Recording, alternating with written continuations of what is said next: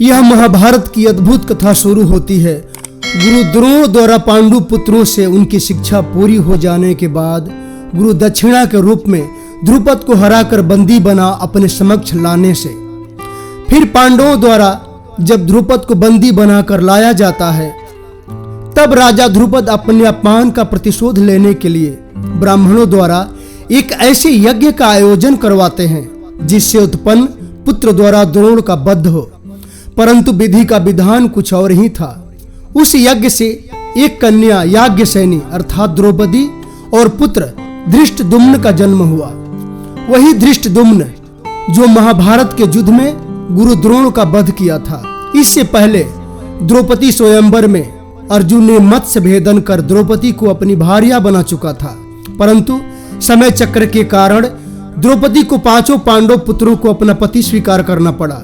वास्तव में द्रौपदी और धृष्टद्युम्न को राजा द्रुपद ने अपने अपमान का प्रतिशोध लेने के लिए ही पांचों पांडवों और द्रोण को मारने के लिए यज्ञ द्वारा प्रकट करवाया था। द्रौपदी जब पांचों पांडवों की पत्नी बन जाती है, तब वह आधी रात के बाद रोज अपने बाल खुले छोड़ सिर के ऊपर जलता हुआ दीपक रखकर रोज गांव के बाहर ग्राम देवताओं के मंदिर में रखा सारा प्रसाद और पूजा सामान सब कुछ भक्षण कर जाती है, अर्थात खा जाती है। ये द्रौपदी का रोज का काम था। इस सारे कृत्यों को भीम हर समय देख रहे थे और एक दिन भीम ने भगवान कृष्ण को सारी बात बताई। सब कुछ जानने वाले अंतर्यामी श्री कृष्ण ने भीम से कहा, भीम, क्या तुम सचमुच जानना चाहते हो कि द्रौपदी ऐसा क्यों कर रही है? भीम ने कहा, हाँ प्रभु। कृष्ण ने कहा, तो सुनो कुंती पुत्र, यह याज्ञसेनी यज्ञ से पैदा ही इसलिए हुई है ताकि तुम पांडवों से अपने पिता के अपमान का प्रतिशोध ले सके। तुम पांचों पांडवों को मारकर। भीम यह सारी बात सुनकर बहुत घबरा गए।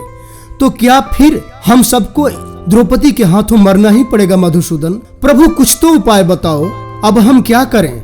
श्री कृष्ण ने कहा, भीम, अब मात्र एक ही उपाय है। तुम इससे वरदान ले लो कि पांचों पांडवों की मृत्यु किसी मानव के हाथों से ना हो, क्योंकि श्री कृष्ण जानते थे कि द्रौपदी सबसे ज्यादा प्रेम भीम से करती थी। इसीलिए यह बात भीम को ही भगवान कृष्ण ने बताई। एक दिन द्रौपदी भीम से अति प्रसन्न हुई। द्रौपदी भीम को बहुत चाहती भी थी। द्रौपदी ने कहा, आज मैं तुम सबसे अति प्रसन्न हूँ, तुम हमसे क्या चाहते हो? भीम भी इसी अवसर की प्रतीक्षा में थे। भीम ने कहा, देवी, हम पांचों पांडवों की मृत्यु किसी के हाथों से ना हो, कोई भी हमारा कुछ भी अहित ना कर सके। द्रौपदी ने कहा, ऐसा ही होगा। फिर द्रौपदी की सारी शक्ति पांडवों को अभय वरदान देने के कारण समाप्त हो जाती है। महाभारत में 5 ऐसे वीर पैदा हुए जो एक ही समय एक ही ग्रह नक्षत्र में जिनका जन्म हुआ था, जिनको एक तरह का वरदान भी प्राप्त था कि जो कोई भी इनमें से पहले किसी भी एक को मार देगा, वही बाकी और 3 लोगों की मृत्यु का कारण बनेगा, अर्थात उस एक के ही हाथों से और 3 लोगों की मृत्यु होगी। जो ऐसे 5 महारथी थे, उनमें पहला नाम था दुर्योधन, दूसरा भीम, तीसरा बकासुर, चौथा कीचक और 5वां जरासंध। भीम और उनके 4 भाइयों को जब वनवास हुआ था, उसी समय भीम के द्वारा बकासुर नाम के राक्षस का वध भी हुआ था। फिर जरासंध, कीचक और महाभारत युद्ध में दुर्योधन का वध भी भीम के हाथों से ही हुआ। महाभारत में 3 ऐसे वज्रांग थे, अर्थात जिनका पूरा शरीर वज्र का था। पहला श्री कृष्ण, दूसरा भीम, तीसरा दुर्योधन। परंतु दुर्योधन का आधा शरीर ही वज्र का हुआ था, इसलिए दुर्योधन की मृत्यु भी दुर्योधन की जंघा तोड़ने के बाद ही हो पाई थी। एक बार ऋषि दुर्वासा द्वारका पहुंचे। श्री कृष्ण ने ऋषि का बहुत ही सेवा सत्कार और भक्ति स्वयं अपने हाथों से किया। ऋषि दुर्वासा बहुत प्रसन्न हुए। कुछ दिनों बाद ऋषि दुर्वासा द्वारका से विदा होने वाले थे। तब भगवान श्री कृष्ण ने कहा, भगवान, मुझे कुछ दिन और सेवा का अवसर दें। ऋषि दुर्वासा ने कहा, कृष्ण, खीर बना कर लाओ। भगवान श्री कृष्ण स्वयं अपने हाथों से खूब ढेर सारा खीर बनाकर ऋषि के समक्ष प्रस्तुत हो गए। ऋषि दुर्वासा ने श्री कृष्ण और रानी रुक्मिणी को अपने समीप बुलाकर कहा, सुनो, तुम दोनों इस खीर को अपने पूरे शरीर पर लगा लो। श्री कृष्ण तो अपने पूरे शरीर पर खीर मल लिए, किंतु रुक्मिणी से नहीं बना। वहीं पास में रथ था। ऋषि उस रथ पर जा बैठे और श्री कृष्ण रुक्मिणी से बोले, तुम दोनों मिलकर इस रथ को खींचो।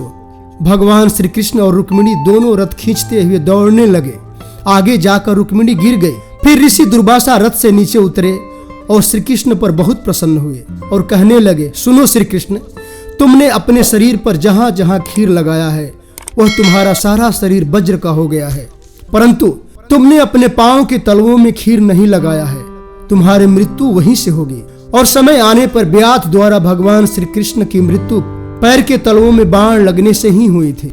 महाभारत युद्ध के समय पांडवों की तरफ से जितने भी राजा दीप के योद्धा आए थे, सभी बैठकर आपस में हिसाब लगा रहे थे कि कोई कहता युद्ध 6 महीने में समाप्त हो जाएगा, कोई कहता नहीं युद्ध 4 महीने से ज्यादा नहीं चल पाएगा, कोई कहता नहीं युद्ध 2 माह में ही समाप्त हो जाएगा। वहीं पर घटोत्कच पुत्र बर्बरिक भी बैठा था। वह इन सब की बातें सुनकर जोर जोर से हंसने लगा और कहने लगा, ये भी कोई युद्ध है? तब श्री कृष्ण ने कहा, बर्बरिक, तुम इस युद्ध को कितने दिनों में समाप्त कर सकते हो? बर्बरिक कहने लगा, प्रभु 1 दिन। यह बात सुनकर सबको आश्चर्य होने लगा। तब श्री कृष्ण ने कहा, बर्बरिक, तुम्हारे पास बाण तो गिनती के मात्र 3 है, तुम इससे क्या कर लोगे? अगर ऐसा है तो ठीक है, पहले अपने बाणों का प्रभाव दिखाओ ताकि हमें भी संतुष्टि मिल सके। फिर एक विशाल वृक्ष के पास सभी लोग गए। श्री कृष्ण ने कहा, बर्बरिक, इस वृक्ष के सभी पत्तों को क्या तुम एक साथ बाण से संधान कर सकते हो और इनको अपना लक्ष्य बना सकते हो? बर्बरिक ने कहा, हाँ प्रभु।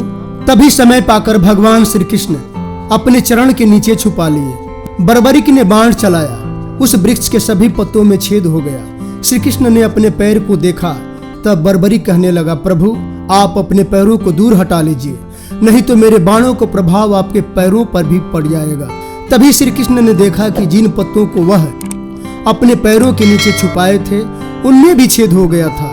तब भगवान श्री कृष्ण को ऋषि दुर्वासा का वो वचन याद आया, श्री कृष्ण, तुमने अपने पैरों के तलवों में खीर नहीं लगाया है, इसलिए तुम्हारे पैर के तलवे वज्र नहीं बन पाए, वह कोमल ही हैं, तुम्हारी मृत्यु भी वहीं से होगी। मित्रों, हमारे महाभारत का इतिहास इससे आगे क्या हुआ बर्बरिक के साथ और क्यों हुआ, क्यों देनी पड़ी बर्बरिक को अपने शीश का दान, हम आगे आने वाले वीडियो में सुनेंगे।